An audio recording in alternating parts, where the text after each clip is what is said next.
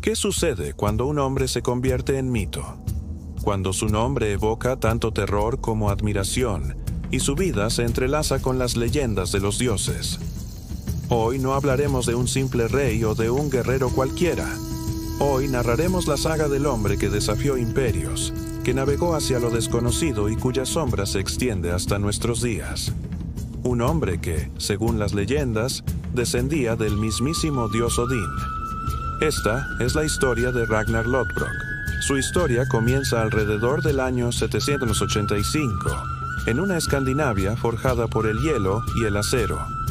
Nacido en el seno de la realeza, como hijo del rey Sigurd Ring, el destino de Ragnar parecía predestinado a gobernar.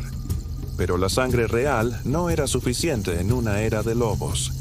Desde joven se le atribuyó un linaje divino, un susurro que recorría los fiordos.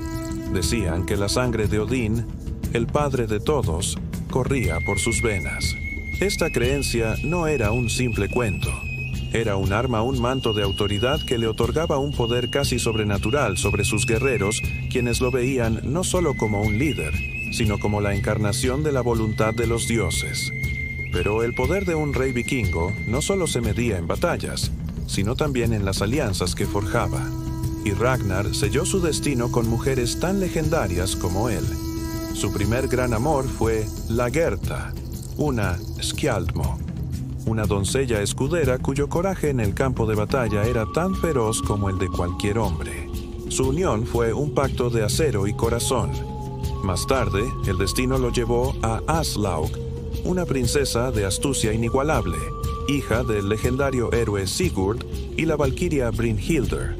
Estos matrimonios no fueron meros actos políticos, fueron la forja de una dinastía.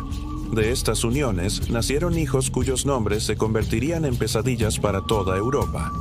Björn, costado de hierro; Ivar, el deshuesado; Sigurd, serpiente en el ojo. Hijos criados a la sombra de un gigante, destinados a superar su leyenda. Antes de que su nombre resonara en los grandes salones de los reyes, Ragnar se curtió como un maestro del pillaje. Entre los años 820 y 830, sus Drakars surcaron las frías aguas del mar Báltico. No buscaba solo riquezas, buscaba someter. Tribus como los semigalianos, los curonios y los zambianos sintieron el filo de su espada y el peso de su voluntad. Ragnar no solo los derrotaba, los obligaba a pagar tributo, demostrando una temprana maestría para combinar la fuerza bruta con una diplomacia coercitiva. Cada victoria era una lección, cada campaña un ensayo para lo que estaba por venir. Fue en estas primeras incursiones donde Ragnar perfeccionó su arma más letal, la guerra psicológica.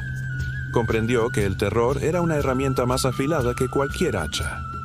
¿Su táctica preferida? Atacar durante las festividades cristianas.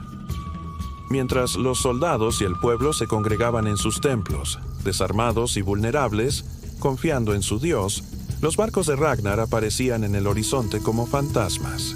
El pánico se apoderaba de sus víctimas antes de que el primer vikingo pisara tierra firme.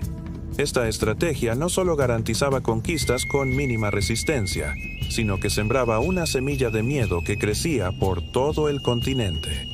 Ragnar no era solo un invasor, era un presagio, una fuerza de la naturaleza impredecible y brutal.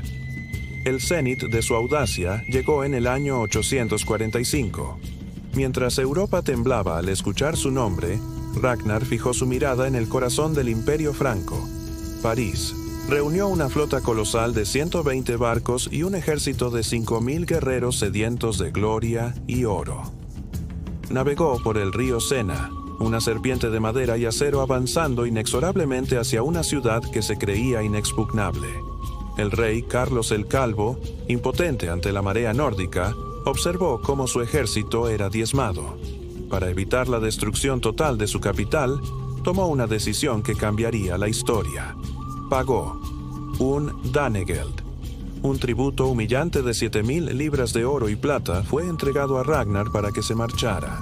Con este acto, Ragnar no solo se hizo inmensamente rico, se convirtió en una leyenda viviente, el enemigo público número 1 del mundo cristiano. Pero no se equivoquen, Ragnar no era un simple bárbaro sediento de sangre. Detrás del guerrero feroz había una mente estratégica brillante. Entendía la naturaleza de sus hombres. Guerreros inquietos que, si no estaban ocupados luchando contra un enemigo común, lucharían entre ellos. Por eso, siempre estaba planeando la siguiente incursión, el siguiente desafío. Su capacidad para anticipar conflictos internos y canalizar esa energía hacia el exterior lo hizo tan respetado por sus propios hombres como temido por sus enemigos. Era un maestro en mantener el equilibrio del poder, un verdadero rey vikingo que gobernaba tanto con la espada como con la mente. Como todo gran ciclo, la saga de Ragnar debía tener un final. En el año 865, en el ocaso de su vida, emprendió su última y más audaz campaña, la conquista de Northumbria en Inglaterra. Ignorando los malos presagios y las advertencias de su esposa Aslaug, se lanzó al mar con una fuerza mermada.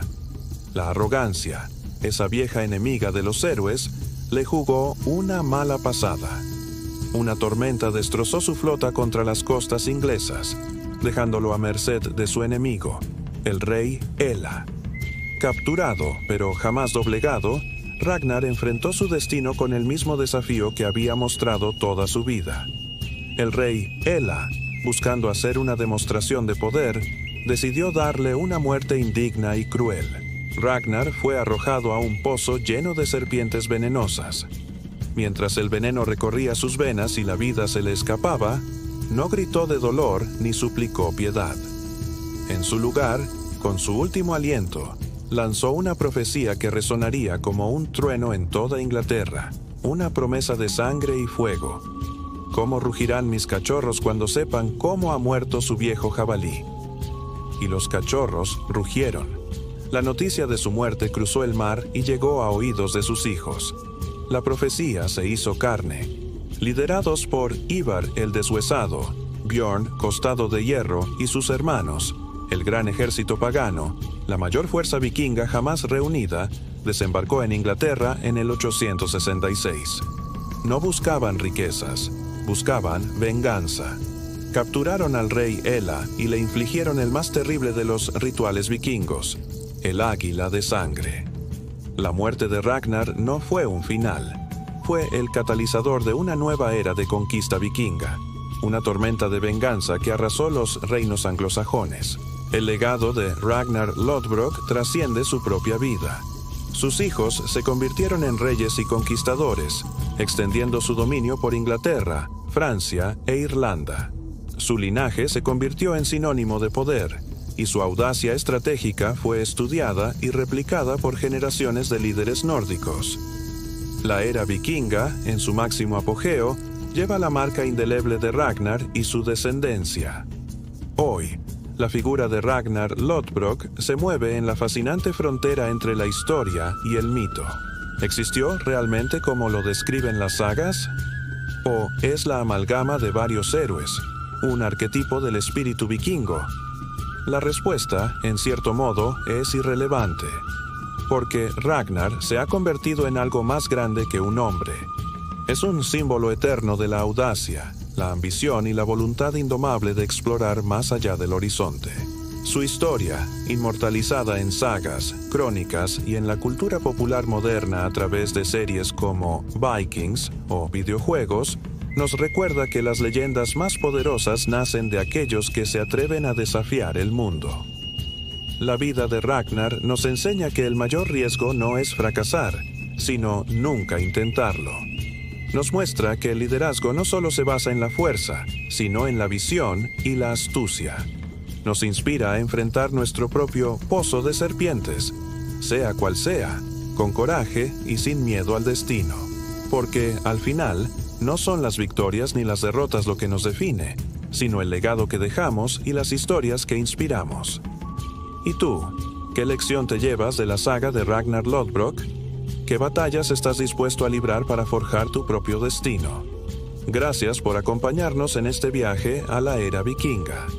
Si te apasionan las grandes figuras que moldearon nuestro mundo, no olvides suscribirte a Glorias de la Historia y activar las notificaciones. Cada semana desenterramos una nueva leyenda. Hasta la próxima.